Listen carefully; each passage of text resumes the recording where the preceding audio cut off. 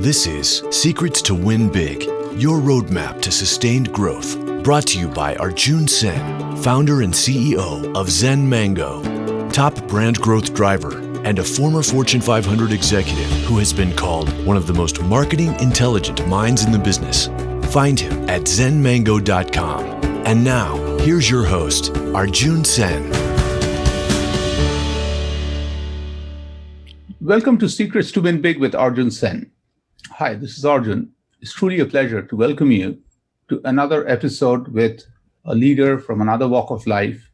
And what I found is winning is important, but winning big puts us on the path to sustained long-term wins. Today, it's truly an honor and a pleasure to welcome my VIP guest, Michelle Seiler Tucker. Michelle is the founder and CEO of Seiler Tucker Incorporated, and she's from New Orleans. She has 20 years experience in merger and acquisitions and considered one of the authorities in buying, selling, and fixing companies. She and her company has sold over 1,000 businesses of every size and countless industries.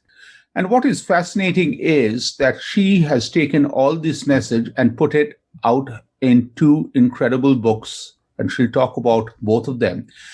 One is Exit Rich and also Sell Your Business for More Than It's Worth. She's an international speaker and has been featured in Inc., Forbes, and Entrepreneur magazine. Michelle, welcome to Secrets to Win Big. Thank you, Arjun. Thank you for having me on. Absolutely. So first of all, as I went through your website, there was one thing that right away made me feel I'm talking to a world record holder. Your website talks about you close nearly 98% of all offers you write. What fascinated me was, one, you keep the number, and secondly, that is like world class, world record. So for this to be a world record, what is the secret behind this level of success? So we get our business, our sellers ready from the beginning. So we make sure that the businesses that we're working with, that we put on the market, that we're selling, is operating on all six cylinders. We want to make sure that they're operating on what we call all the ST6Ps, as explained in my book, Exit Rich. So we tweak the business as we go. We make different fixes. We make different recommendations. We do a lot of the due diligence up front on the sell side so that we make sure there's not going to be any scary situations during due diligence. And so, like I said, a lot of our due diligence is up front. We make sure our sellers prepared up front. And we allow the buyer to do some due diligence before they even make an offer, so that they're making their offer, their letter of intent, based upon education, not based upon just forcing them into getting an offer. Like a lot of M&A advisors just force people into making offers just so they can gather information. We gave a lot of our information up front and our prospectuses and our SIM to our buyers. So we want their offer to be based on education, not just based upon wanting to get more, giving us an offer just to get more information. I love that. You talked about your book, Exit Rich, and I have to get into that. It's a fascinating headline. And for those of you, you can see that you really, and, Michelle will talk to you about where to get the book, because the logo itself catches. The text, the title is awesome. The logo is freaking brilliant. So Michelle, talk to us a little bit about the book. What inspired you to write this book? Sure. So Exit Rich, I tell you what really inspired me to write Exit Rich is I wrote Sell Your Business for More Than It's Worth in 2013. And when I did the research in 2013, I learned that about 95% of all startups, those businesses within 1 to 5 years would go out of business. We all know that, right? That's common knowledge. But as I've been in business for over 20 years, I started seeing more and more and more businesses that have been in business for a very long time start to go out of business. So I started doing research for my next book, which is Exit Rich. And I learned that the business landscape has actually flip-flopped. It changed dramatically. So now it's only 30% of startups will go out of business. Only 30% of startups are at risk of going out of business. However, out of 27.6 million companies, those businesses that have been in business 10 years or longer, 70% of those businesses are at risk of going out of business. 70. Wow. So it used to be that you could be in business for over 5, 6, 10 years and you're golden, you're going to be in business forever. That's not the case anymore. Now, startups have a greater chance of survival than the businesses that have been in business forever. You've heard about the big public companies like Toys R Us, been in business 75 years, goes out of business. Kmart, Steinmart, Pier 1, Disney stores. GNC is closing down 900 locations. Godiva Chocolate is closing down 1,500 locations. But the media doesn't tell you about the private companies. They don't tell you about the private business owners on every street corner in every town in every state across our great nation. These business owners are exiting poor. They're selling for pennies on the dollar, closing their companies, or even worse, filing bankruptcy. And when you file bankruptcy, you're not just going to lose your business assets, you're going to lose your personal assets too, because most business owners pierce the corporate veil because they commingle their assets. So that's why I wrote Exit Rich, because Steve Forbes, who endorsed my book, Exit Rich, basically states that 80% of businesses on the market for sale will never sell. 8 out of 10 businesses will not sell. And Steve Forbes says you must read Exit Rich, as business owners leave way too much money on the table when they go to exit their business. Sharon Lecter is my co-author who wrote Rich Dad Poor Dad with Robert Kiyosaki. She's a CPA, financial literacy expert. She's also the advisor to many different presidents, and she writes the Mentor's Corner, plus the original Shark on Shark Tank. Kevin Harrington wrote the foreword. So Exit Rich is all about planning your exit from day one. It's kind of like Stephen Covey. Stephen Covey says, start with the end in mind. So Exit Rich is all about planning your exit from day one of buying or starting a company. The number one reason businesses don't sell is because business owners don't think about their exit. They don't plan an exit. They don't think about selling until a catastrophic event has occurred. Internal or external? Internal being health issues, burnout, partner disputes, divorce, death. External could be this pandemic we're in right now. So the worst time to sell your business is during a catastrophic event, because the business is trending downward and not doing well. The best time to sell your business is when it's in its prime. So Exit Rich is all about building your exit strategy from day one. And then it's also about, knowing who the 5 types of buyers are, what their negotiating points are, and how to build your business based upon a solid infrastructure to get your business to run on all 6 cylinders, all 6 Ps. It's absolutely brilliant. And the moment you shared the number, that is after surviving the first 5 years, it's not that just like in the university, you get a tenure, businesses don't get tenures.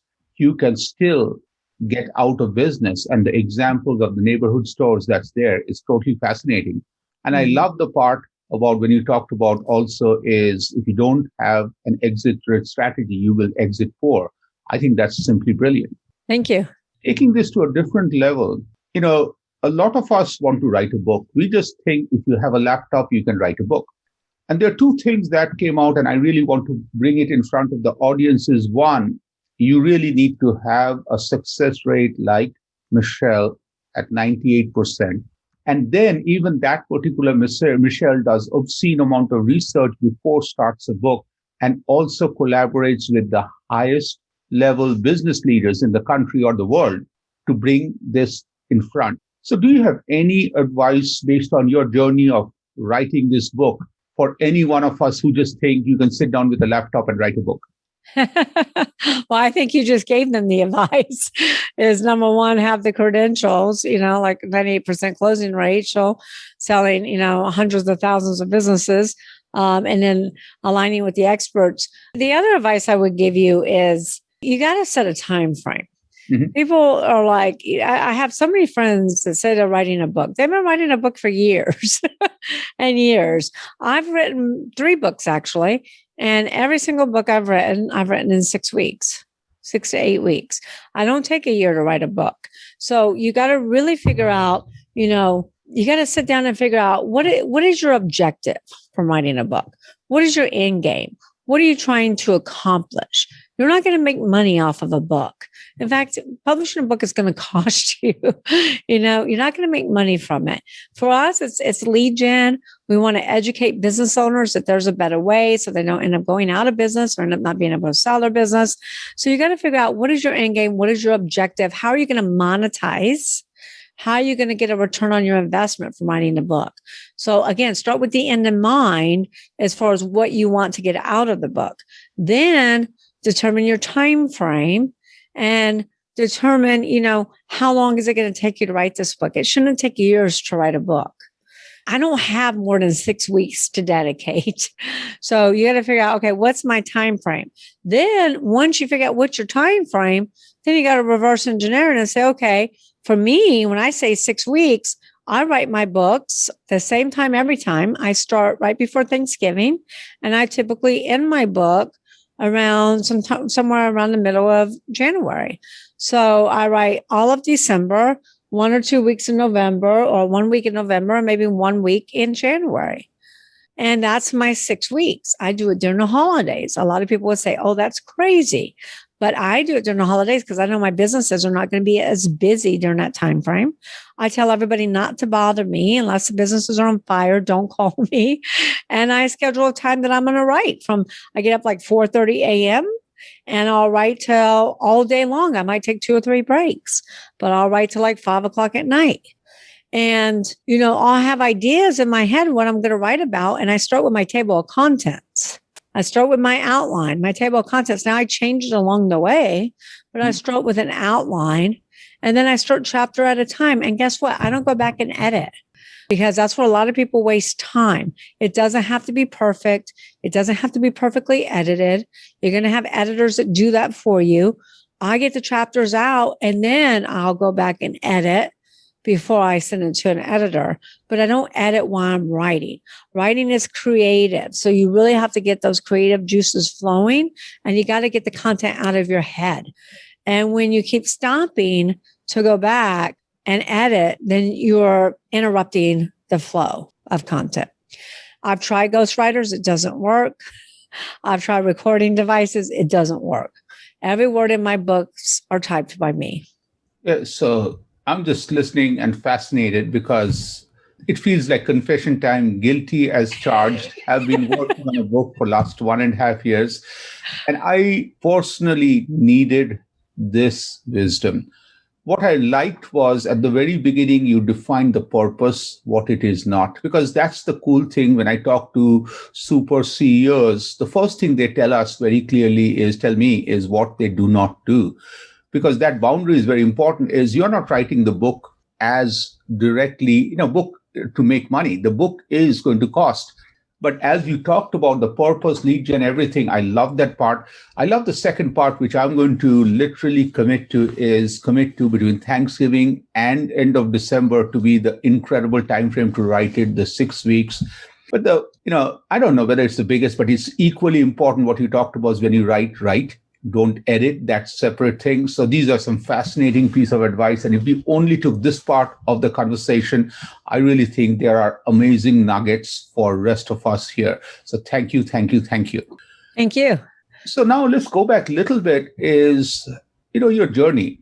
What made you, not only wise, but you connect the dots to a purpose? Like, I really believe instead of exit rich, if tomorrow you were in charge of, let me make it up, like US Olympic team. Okay, I think the Olympic team would be in good hands for soccer or any sports because you have a purpose, you connect dots. Can you go back a little bit about your life's professional journey on how you have arrived here, big lessons learned to get to this point? Sure, I can try. And one thing too, I wanted to mention about Exit Rich is you keep saying nuggets. So each chapter is called Go to Nugget. Really? Go to Nugget 1, go to Nugget 2. So my journey, as a little girl, I wasn't your typical little girl. I didn't play with toys. I didn't play with dolls. My mom's like, what's wrong with her? I would walk around with a notebook. I would walk up to complete strangers and just start asking them questions and writing down their answers. I walk up and say, hey, what do you do? How do you do it? How did you get into it? And at 6, 7, 8 years old, my mom always thought I was going to be the next Barbara Walters. So I always knew from a little girl that I liked to write. I always wrote poems and songs, lyrics, short stories, things of that nature. I've always been fascinated with writing. So I always knew that was going to be part of my journey. I always knew I was a people person, that I love people. I love problems. I love coming up with solutions. And I always knew I was going to be an entrepreneur because I don't like to be told what to do. My biggest pet peeve is don't tell me what to do. And so I've owned many different businesses and many different verticals. I did go to work for corporate America. Actually, Xerox recruited me from their competitor because they couldn't beat me. So they decided to recruit me. And within 6 months, my nickname at Xerox became the closer. So every time somebody can close something, they're like, call Michelle. She's a closer. She can close it. She can close anything. Kind of like, give it to Mikey. He'll eat it. He eats anything. And within 6 months, my supervisor came to me and said, hey, you really should apply for the regional vice president position. It just came available. It's overseeing 100 salespeople. And she says, you won't get it because you've only been here for 6 months. And Xerox's policy is you have to be here for 2 years before they promote from within. And she says, plus you're interviewing against, people who have been here for years. And she said, and it's a 3-month process. And I said, well, why would I waste 3 months of my time? Why would I go through this 3-month grueling process for something I'm never going to get? Mm-hmm. And she said, because of the experience. She said, because of the learning. You will learn more during this process than probably anything else. So I said, okay, I'll do it. So she was right. It was a 3-month grueling process where I had to meet with all the Xerox high-level executives from all over the United States, asking them questions, doing presentations, equipment demonstrations, and closing actually. And I did get it. Wow. I did get it. So I guess, and they bent their own policy to promote me. So I guess I truly am the closer. But then I realized really quickly that I didn't like it because I went from sales, I went from solving people's problems to finding solutions, to building lifetime relationships with my clients, to really managing 100 unruly salespeople. And I really wasn't even meeting with anybody. I was in meetings, corporate meetings, every day, every week. We would have meetings to schedule follow-up meetings, to schedule more meetings. And it was just so much corporate paperwork. You couldn't get anything approved. You really couldn't get anything done, just constant trying to push our ideas through this bureaucracy. And I realized I didn't really like it. So I ended up searching for a company to buy. I was going to keep my position because it's 6 figures, great benefits, and I was climbing that Xerox ladder very quickly. But I missed entrepreneurship. So I reached out and was going to buy a franchise. And the franchise owner actually knew me and my husband and said, no, we don't want you to buy a franchise. We want you to partner with us, help put us on the map, and we'll give you a franchise. So I said, well, look, you're not successful. I'm not going to leave a 6-figure position where a company's only got a couple locations. I said, I'll try it for 6 months and see what happens. Within 6 months, I kept my job at Xerox. I worked nights and weekends and went to trade shows, franchise shows, did events, so on and so forth. Ended up selling, I think, 50 or 65 franchises in 6 months. Ended up making more money in 6 months than an entire year at Xerox. They had 2 before, only 2. Yeah. And then I ended up leaving Xerox and then partnering with this franchisor. But then I learned a few years into it that our values were different. They like to overpromise and underdeliver. And I like to, underpromise and overdeliver. And I just found myself constantly in the middle because I was always taking up for the franchisees and they were upset because they felt like I should be taking up for them. So anyway, they never really built the proper infrastructure to handle the growth. And that's what happened. So I ended up having them buy me out. And I started my franchise sales, franchise development. Well, I already had my franchise sales, franchise development, franchise consulting business. And then after that, I decided to transition into selling businesses, into starting my M&A firm. And I've owned many different businesses along the way in many different verticals. At any given time, I own 5 to 10 businesses that I'm building to sell. So we don't just sell businesses. We specialize in buying, selling, fixing, and growing. So that's my story. Fascinating. And what I like is you created your own path with incredible amount of self-belief, and you were never hesitant to change the path on your terms.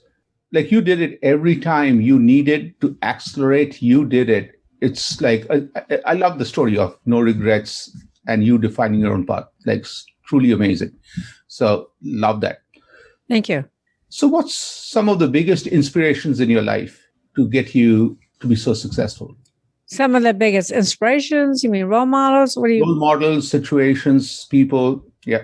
I think, I never actually had a mentor. I would say my hero is my husband, but I never really had a mentor until maybe 2012, 2013. And, that's when I went to a conference and someone said, you should write a book. And I'm like, you know what? I should write a book because I love to write. I have all this knowledge. I have all this content. I should write a book. And that's when I started my first book in 2013. So I think that was, a great inspiration. I used to go to Dale Carnegie's sales course and then I ended up teaching it for 3 years. So I think that was great inspiration. My clients are a huge inspiration for me. I'm like a kid in a candy jar. I'm like a kid in a candy store. I get so excited when I find out how someone with an 8th grade education built a $70 million company from selling products out of their pickup truck. And so I think, my biggest inspiration are my clients and the stories I've heard along the way and my ability to help them exit rich. To me, it's so amazing with all your success. Every time you talk about your husband, there's a cute smile on your face. That is like, to me, at the end, that's what life is. Could we just digress a little bit? Can you just give a little shout out to him and talk a little bit about him, your connections, and what drives you guys together? Sure. So my husband and I've been together, we're about to celebrate an anniversary come June 1st. And he always laughs at me because I can never remember the date we got married. I'm terrible with dates. I can remember when I closed on the sale of a business. But we've been together for about, I think, 26 years, 27 years coming up. And we met in Dallas. My husband is a chiropractor. He owns multiple clinics, multidisciplinary clinics, MD/DC clinics. And he, works on his business, not in his business. And, I also started a medical legal marketing company about 20 something years ago to help him out with his clinics. And then we have a total of 10 underneath our marketing umbrella. So we work together in that capacity. So yeah, he's Amazing. my hero. And then we have a beautiful 10-year-old daughter named Arabella. Awesome. Thank you for sharing. You're welcome. So at every point of time, you in any situation see what others do not. And to me, I just find in the business world, seeing what others do not see is very important. You did something in Xerox that wasn't done before because you saw yourself through that. You saw in the franchise, they had only 2, maybe they would have gone to 3 or 4 in the next few years, would have been a great success. Adding 56 in 6 months is freaking brilliant. So how do you see things that others do not? Like, what's that success? What's that secret? I think that I'm always just extremely eyes wide open, always looking for opportunities, always looking for a competitive edge, always looking for the problem. And then most importantly, looking for the solution. Mm-hmm. And really always looking at maybe what other people just kind of gloss over. I look at the details. Secondly, I also want to talk a little bit about your processes, because I feel success that is not planned or doesn't have a process cannot be repeated. You are going from a success to a bigger success. And of course, exit rates will be an incredible success, but I still feel there are bigger successes ahead because that's who you are. Is there a process that you feel comfortable sharing, that when you wake up in the morning, what's the first thing you do? What's the last thing you do at the end of the day? Yes. And sometimes that process gets interrupted when you have a book launch. But yes, when I get up in the morning, first thing I do is give gratitude. Thank God for what I have and for my family. The second thing I do is get a cup of coffee and then I work out. And I usually get up around 4:15 a.m. And then work out for about an hour. And I try to read, I try to read a few chapters in a different book every week. Then I quickly get dressed, quickly get my daughter dressed, get her out the door and get her to school. And what's the last thing you do professionally when you're wrapping up your day? Professionally, I look over my team's results, and I own multiple companies.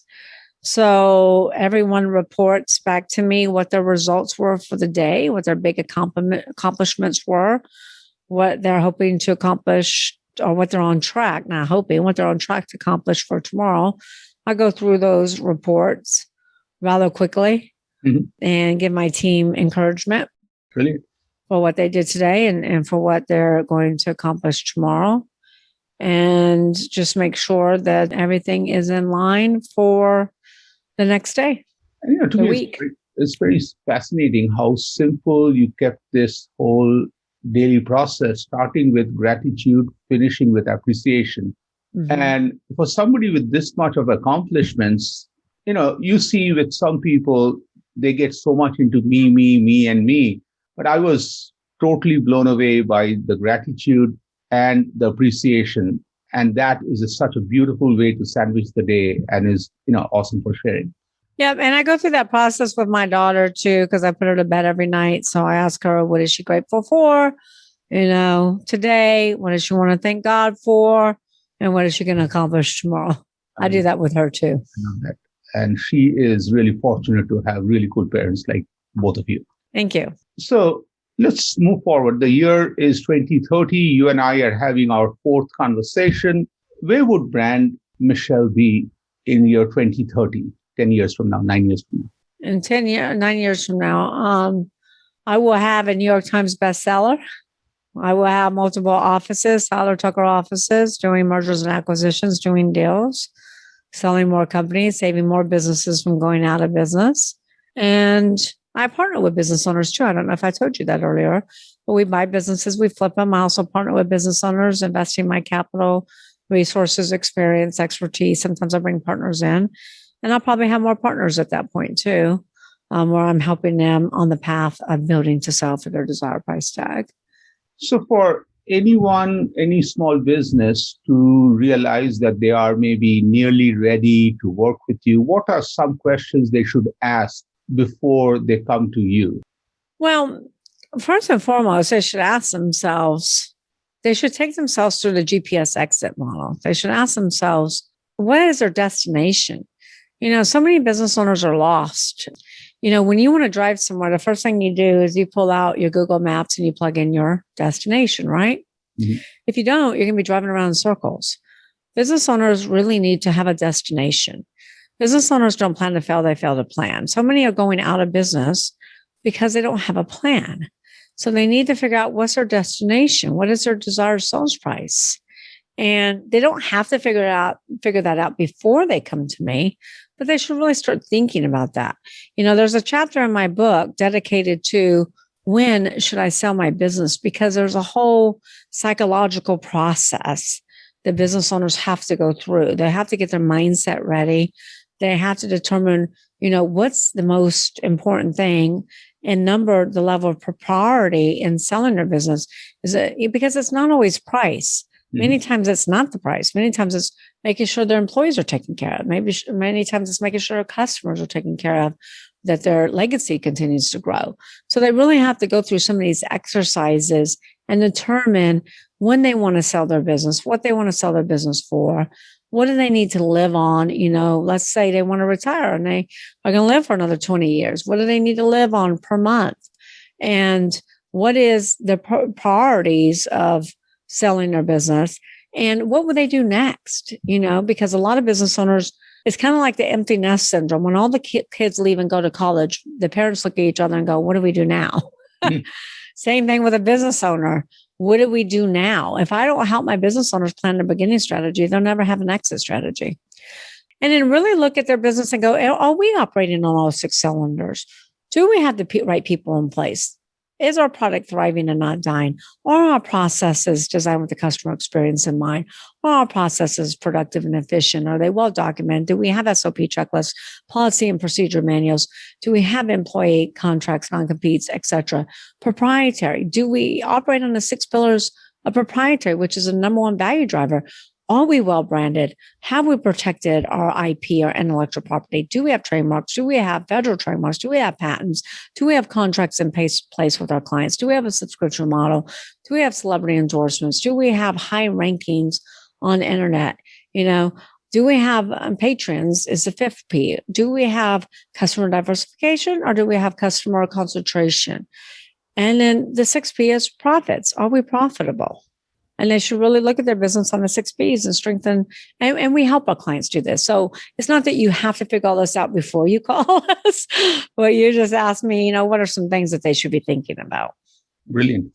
So now let's go back where we started about the book Exit Rich. And I'm really fortunate to have the conversation just before the launch. So how can people be part of the journey? So to me, this is not even about getting the book. It's something much bigger. How can they be part of this incredible, fascinating journey?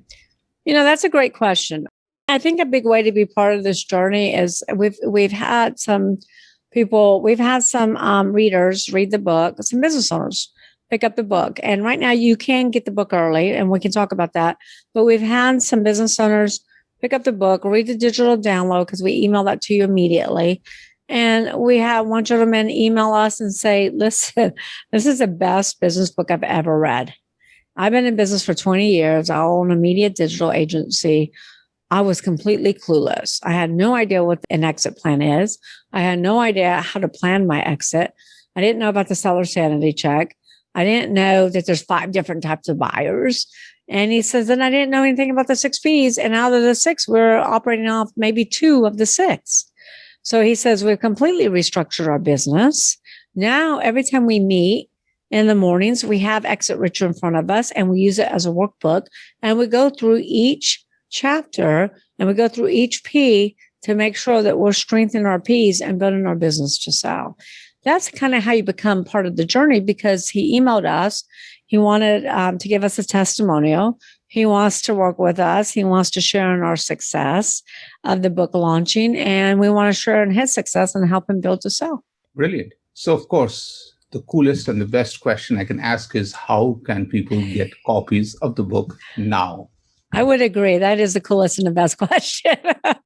So Exit Rich comes out June 23rd. You don't have to wait till June 22nd.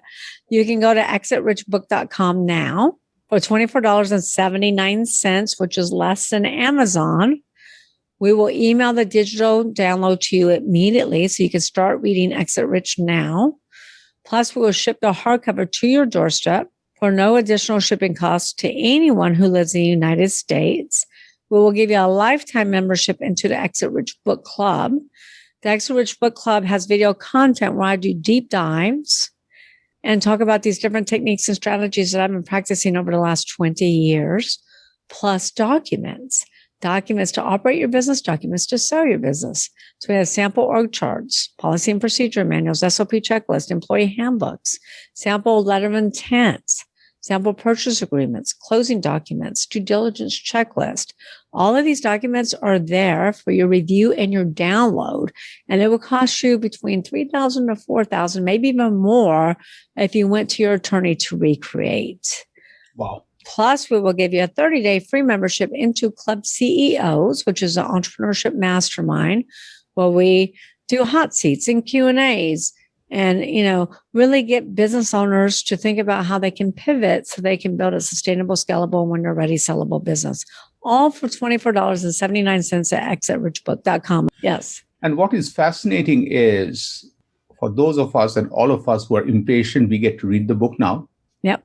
Secondly, we get the hardcover, no additional cost. Correct. And I was at that point, I was just like blown away by saying that's fascinating. But then the moment you talked about literally how to live the book, that free access that gets me all the documents, because many a times book just becomes like a Hollywood movie. We see the movie and then don't do anything about it. Very true. That big offer gives us every tool we need to live the book and actually exit rich. So it is not just a read just for read's sake. It's a book, the way you are putting this offer in. And again, I never endorse anything. This is an endorse-free zone. But I really feel that, again, from a layman's point of view, this is a very fascinating way you've packaged it. And for all of us writing a book, we really must strive to bring this level of value to everyone. Thank you. Absolutely. Any final words on anything that we haven't covered thus far? Yeah, I think the most important thing is, entrepreneurship sometimes seems lonely, but it doesn't have to be that way. There's so many entrepreneurs that love helping other entrepreneurs.